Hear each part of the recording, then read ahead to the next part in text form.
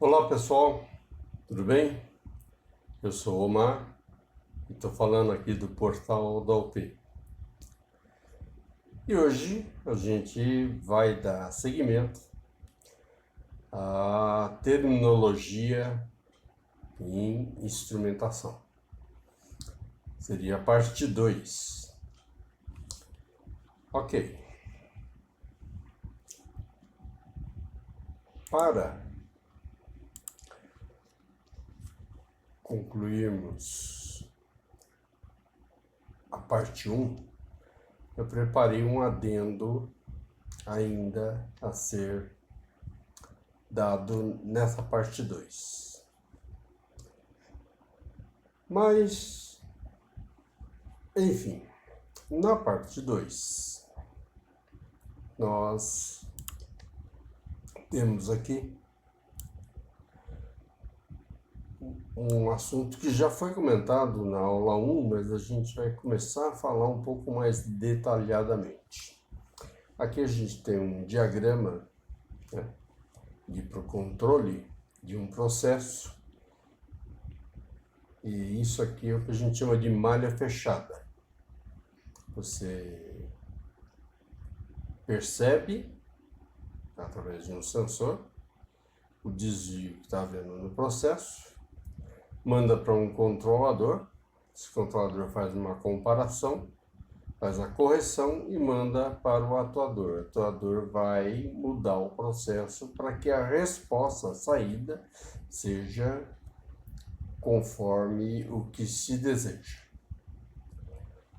Então, as funções básicas, né, de uma malha fechada, um controle, né, de malha fechada, é medir, medição, comparação, computação e correção. Medição através do sensor, a comparação é feita no controlador, a computação também é uma função no controlador e a correção também no controlador, mas que ele vai enviar para um atuador e esse atuador, por sua vez, vai fazer a correção no processo.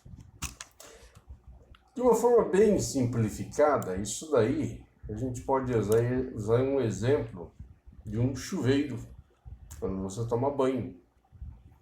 Ou como está esse operador aqui, sentindo a temperatura na saída do trocador. Ele põe a mão e a sensibilidade dele é o calor exercido na mão dele através do controlador. Então, à medida que ele sente aqui, o comparador dele e a computação é o cérebro.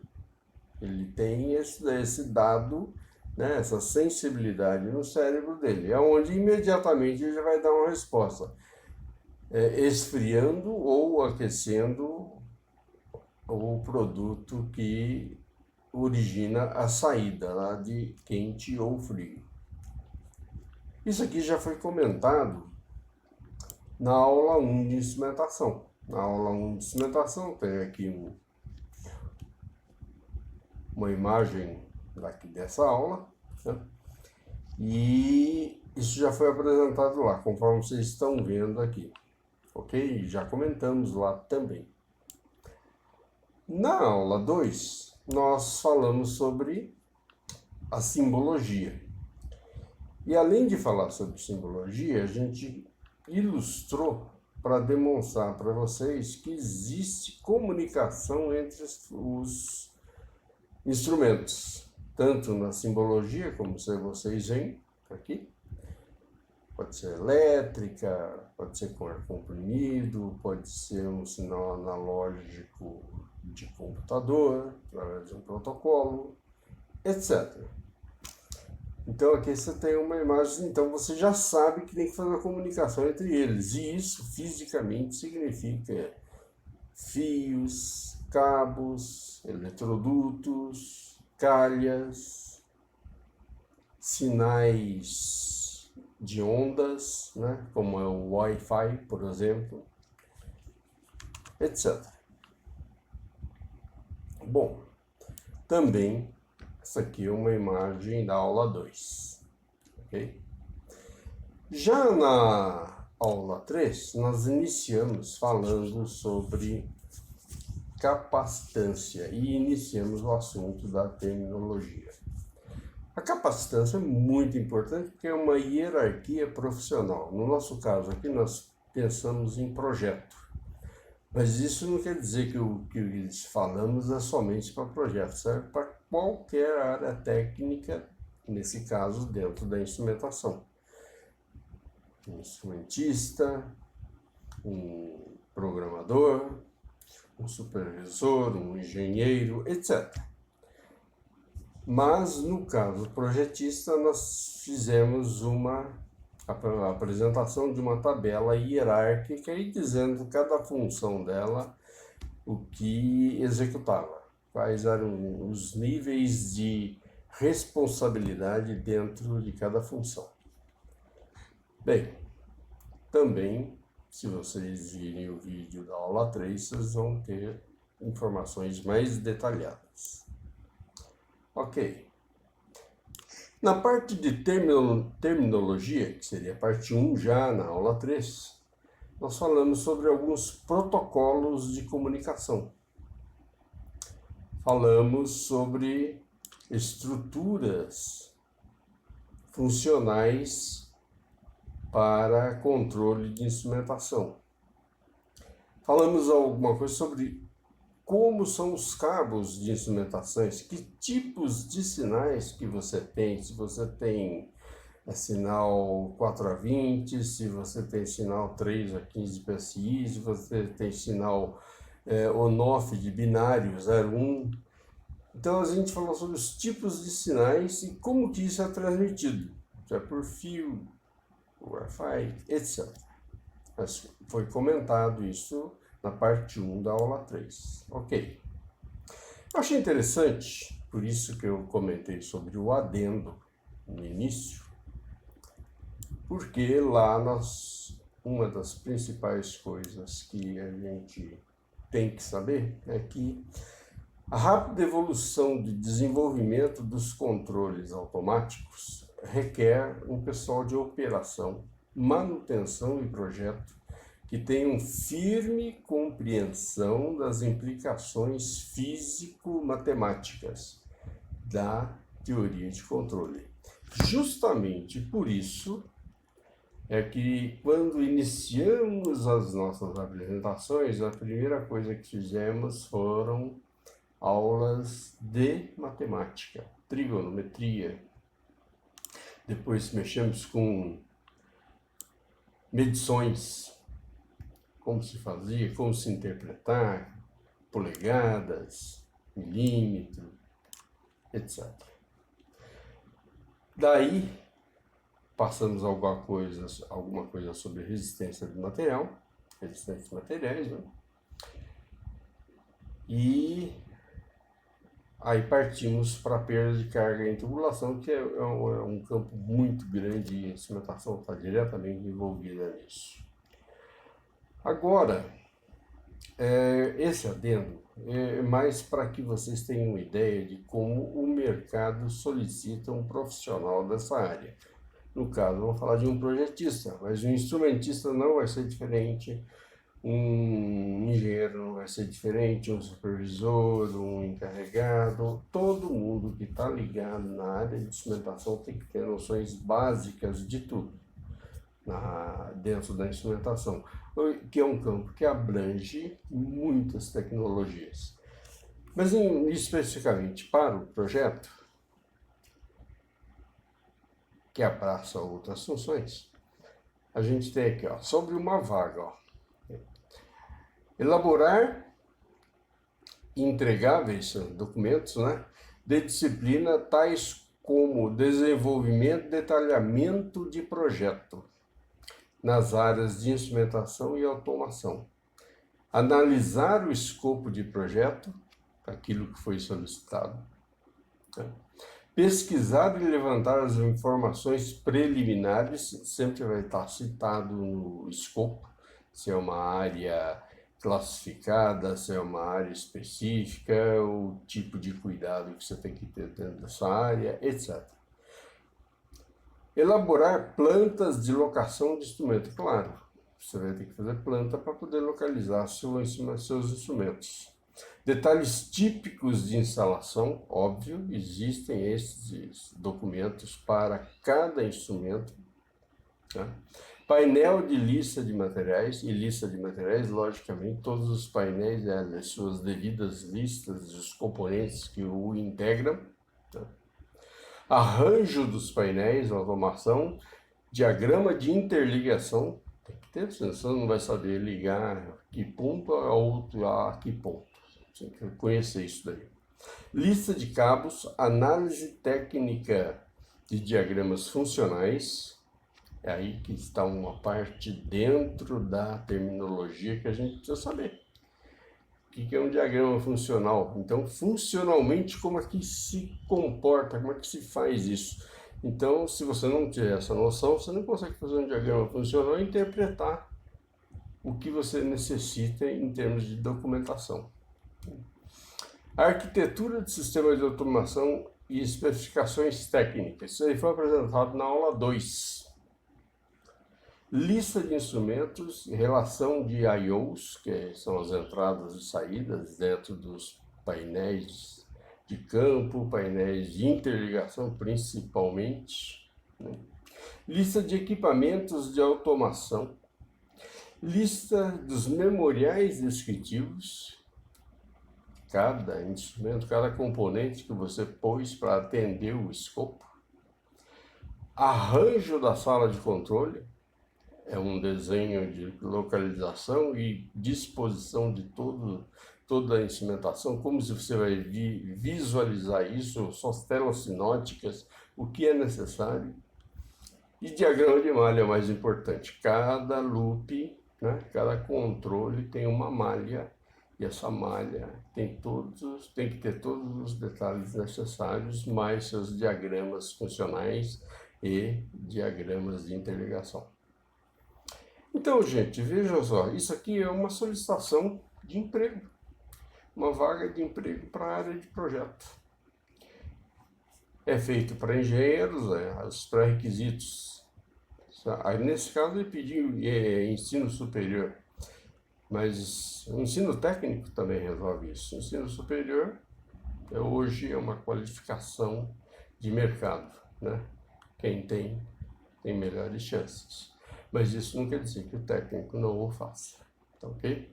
Conhecimento, esse tipo de conhecimento abrange a todos os técnicos e engenheiros. Então, é isso aqui. É o tipo de solicitação que você vai encontrar no mercado. Então, você tem que estar preparado para isso, ok? Esse era o adendo que eu queria comentar. Dando continuidade, nós falamos sobre uma malha fechada, mas uma malha fechada é de um controle manual. Vocês viram lá o operador, a sensibilidade dele, abre e fecha uma válvula, etc. Mas existe o controle automático, que é a nossa meta. E no controle automático, você vê que o diagrama de processo não é nada diferente. Você vai ter que medir o distúrbio. O que acontece na saída? Você tem um valor desejado, está lá no seu computador. Então, o processo está funcionando e vai ter distúrbios. Então, o que acontece? O sensor vai medir essa diferença, o que está passando lá, vai informar o controlador já tem seu valor desejado, ele vai fazer a comparação.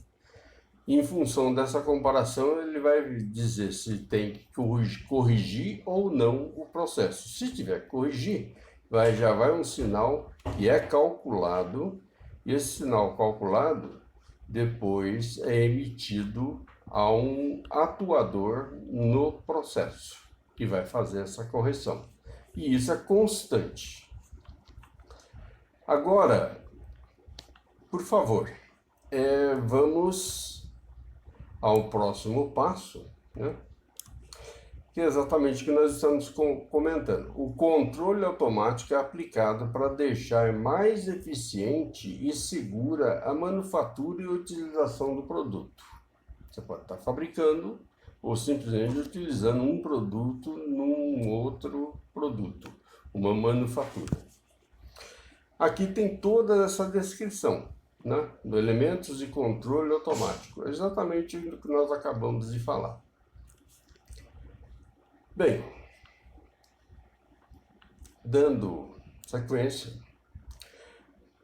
imaginem vocês aí, por exemplo, um controle, uma suspensão ativa de um automóvel. Para vocês terem uma ideia, eu quis aqui fazer uma ideia de tempo. Se você pegar um carro de Fórmula 1 ou pegar um carro de passeio, né? Um carro de Fórmula 1 vai andar a 300 km por hora. Um carro de passeio entre 100 e 150, menos da metade do que um Fórmula 1. Mas em qualquer um deles, a distância de um sensor, por exemplo, você verificar a ondulação de uma pista, né? Ou então a instabilidade de uma curva, a compensação de um lado para o outro para que o carro não tombe, você tem esse controle de suspensão. Só que você tem que imaginar que o seu carro está andando nessa velocidade. E com um sensor desse, vejam por essa foto aqui, que do centro do carro, mais ou menos onde estaria o computador de bordo do carro, tem mais ou menos 1,5 m de distância de cada sensor. Ele tem que, nessa distância, mandar para o controlador de bordo comparar e dar a resposta no elemento, no atuador que deverá atuar, né? Se for de um lado do carro, numa curva, se for ambos as rodas em função de uma depressão, etc. Mas vejam só a velocidade. Um carro desse, vamos pegar um de Fórmula 1, ele anda a 300 km por hora. Numa distância de 1,5 m, que seria de sensor ao controlador de bordo, isso daí, para você enviar um sinal, é 18 milissegundos. Para ele fazer a comparação e retornar, é o dobro, 32 milissegundos. Então, você entre ele fazer a comparação e fazer a ida e volta desse sinal, né, dando a resposta, é em torno de 40 milissegundos. É muito rápido. Isso aí é bem mais rápido que um piscar de olhos. E hoje já se trabalha com sensores aí que trabalham em nanosegundos. Você vê que é um negócio absurdo. Mas obtém-se a resposta.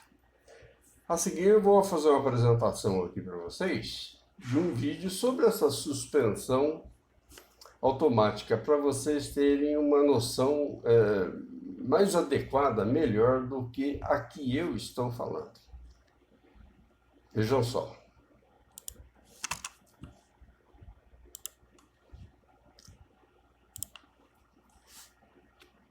Veja aí. As imagens que estão sendo exibidas são de um protótipo veicular que apresenta uma suspensão semelhante à que será apresentada neste trabalho. Uma suspensão ativa, que apresenta, de forma geral, um comportamento muito mais suave que o de uma suspensão comum. Vejam só. Um sistema de suspensão tem como objetivo principal isolar um corpo e amortecer as vibrações transmitidas a ele. A indústria automotiva tem investido nessa área a fim de melhorar o conforto dos passageiros, bem como a estabilidade e a manobrabilidade do veículo em curvas e obstáculos. Vejam só. O objetivo principal deste trabalho é obter o controle do comportamento dinâmico vertical de um modelo veicular completo, melhorando as respostas obtidas pelos sistemas de suspensão comumente utilizados. Um sistema de suspensão típico e amplamente utilizado entre as rodas e o corpo do veículo é composto de barras de suspensão, juntas, uma mola e um amortecedor em paralelo, atuando entre a massa suspensa e a não suspensa. As propriedades do sistema de suspensão determinam a forma na qual a excitação é transferida entre as rodas e a carroceria. Mais à frente ele vai mostrar um diagrama funcional interessantíssimo mais ou menos dentro do que o que a gente usa dentro das instalações industriais, os diagramas. O sistema de suspensão providencia ao veículo seu comportamento e estabilidade durante as manobras, bem como isola as vibrações provocadas pelos desníveis da estrada.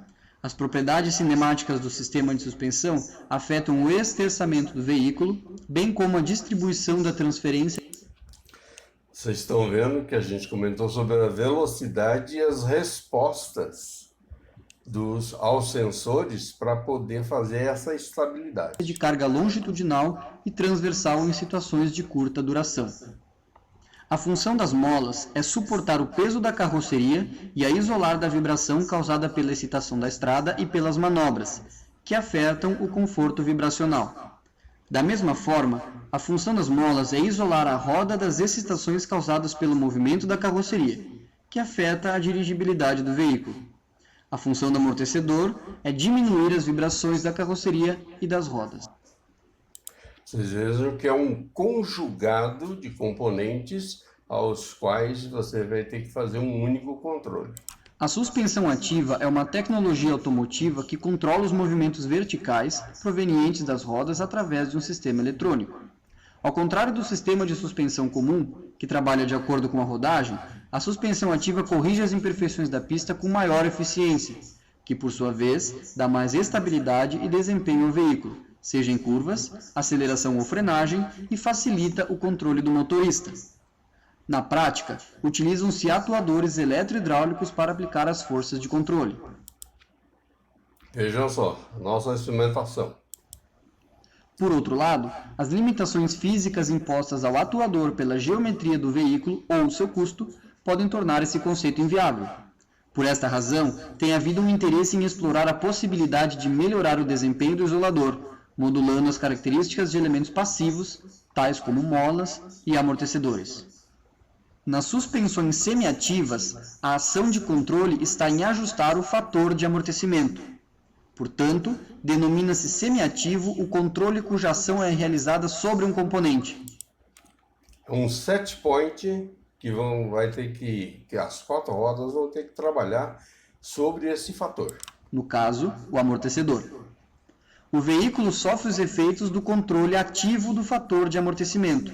Com isso, é possível controlar a quantidade de energia dissipada nos amortecedores, o que constitui uma atuação indireta, denominada semiativa, sobre o veículo. A parte de diagramas. No sistema de suspensão passiva, os pneus, a suspensão e a carroceria exercem influência diretamente uns sobre os outros, sendo esta resposta dependente apenas da excitação externa. Nos sistemas ditos inteligentes, a resposta do sistema é função também de quantidades indiretas, devido à ação do controlador, podendo... Vejam só, os 3 atuando separadamente e tendo uma ação controladora para atuar em toda a suspensão. Esta ser de caráter ativo ou semiativo.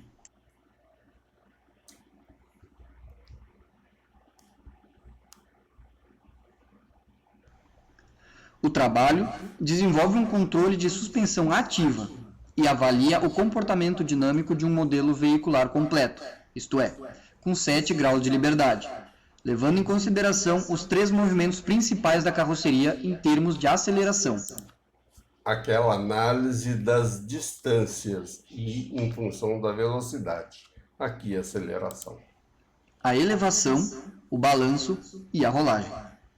Para fins de simulação computacional, foi escolhido um veículo arbitrário, cuja massa da carroceria é de 1.500 kg e a distância entre eixos de 3,1 metros.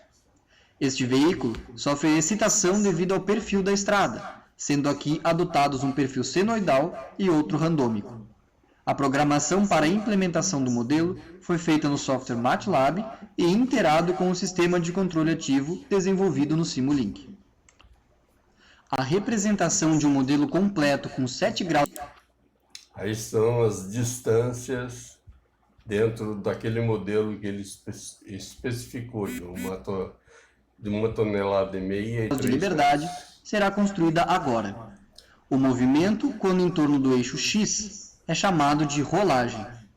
Em torno do eixo Y, de balanço, e o movimento na direção Z é chamado de elevação. Cada suspensão é modelada como sendo uma mola, um amortecedor viscoso linear e um componente ativo, todos em paralelo, Seria o nosso diagrama de malha aqui. localizados entre a massa suspensa e a massa não suspensa. Cada pneu é modelado como sendo somente uma mola. A distância entre a parte frontal do veículo e o centro de gravidade é chamada de A. A distância entre o centro de gravidade e a parte traseira do veículo, de B, e a largura do veículo, de W.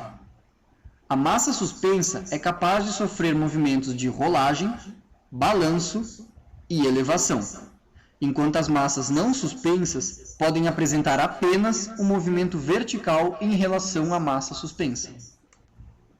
O modelo proposto por Ikenaga em 2000 de suspensão ativa para um veículo completo foi Aqui vocês estão vendo todo o diagrama funcional das 3 partes citadas. desenvolvido e implementado através da programação em código e por blocos, utilizando os programas MATLAB e Simulink.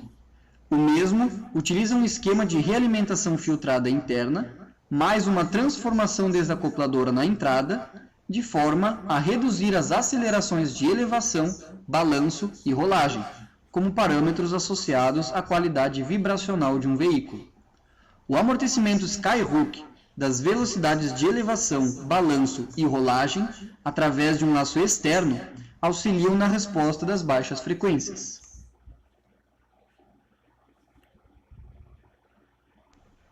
Nos gráficos a seguir, as curvas em vermelho representam o comportamento da suspensão passiva, enquanto as curvas azuis, o da suspensão ativa. Olha a Como diferença. se pode perceber, a suspensão ativa melhora as acelerações de elevação, balanço e rolagem nas baixas e altas frequências. E não há melhoria significativa nas frequências em torno da frequência da roda. Uma mudança de fase é introduzida pela atenuação da constante de mola nas baixas frequências, ou pela atenuação do coeficiente de amortecimento nas altas frequências. As acelerações de elevação, balanço e de rolagem sobre o perfil de estrada apresentados diminuem consideravelmente em decorrência da utilização da suspensão ativa. Veja só a diferença, né?